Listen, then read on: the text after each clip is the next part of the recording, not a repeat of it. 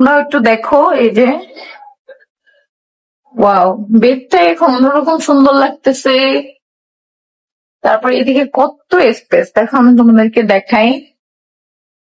Dressing টেবিলটা এখন আমি গোছাইতে পারি না, এগুলো দেখো না। এই যে দেখো রুমে কত স্পেস, আমাদের রুম কিন্তু অনেক বড়। এক একটা বেড দেখতেছো, একটা বেডরুমে নর্মালি মানুষ একটা আলমারি রাখতে পারে না। আর আমাদের একটা কিং সাইজ বেড, 4 পাটের একটা আলমারি, 2 পাটের একটা আলমারি, ড্রেসিং টেবিল, তারপর হচ্ছে ছোট্ট একটা ওয়ার্ড্রোব, একটা চুরির আলনা। আলনাটাও কিন্তু অনেক বড়, এটা কিন্তু একটা বুক সেলফ, যেটা আমি আলনা হচ্ছে করে নিছি। এটা কাস্টমাইজ করে এটা আমি বানাই নিছি। এটা কিন্তু অনেক বড়, হাইটটা কিন্তু মোটামুটি ভালোই, 4 ফিটের মতো। তারপরে এইখানে আবার একটা, এখানে একটা দিব, সোফা দিব, পরে কিনে এনে দিব ইনশাল্লাহ আস্তে আস্তে। আর এখানে হচ্ছে একটা চেয়ার দিয়ে দিছি আপাতত। আর এই যে খাটের পাশে দেখো এই মিররটা দিয়ে দিছি। এই যে একমাত্র আমাদের বাসার আস্ত না, আমাদের বেডরুমের আস্ত মিরর এইটাই, বাকি 3টাই হচ্ছে ভাঙা। তো আস্ত হচ্ছে এটা।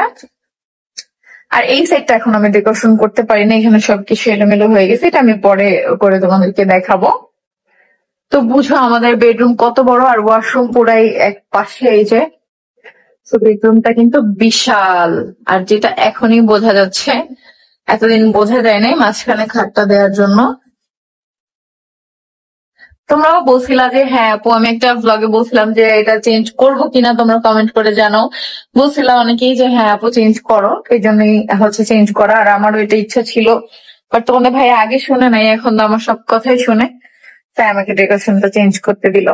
তিশা কিন্তু নতুন করে তার রুমের ডেকোরেশন চেঞ্জ করেছে, সেটা এবার সে ভিডিওর মাধ্যমে প্রকাশ করলো। তিশা কেনই বা তার রুমের ডেকোরেশন চেঞ্জ করবে না, কারণ আখি নতুন ফ্ল্যাটে ওঠার পর সুন্দর করে তার রুম সাজাচ্ছে এবং প্রত্যেকটা রুমের সুন্দর সুন্দর ভিডিও শেয়ার করছে।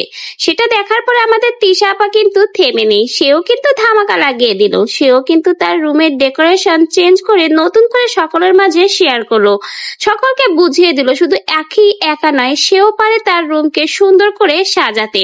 এজন্য কিন্তু তিশা আপা এখন তার রুমটাকে সুন্দর করে সাজিয়ে রুমের ডেকোরেশন চেঞ্জ করে সবার মাঝে তাক লাগিয়ে দিল।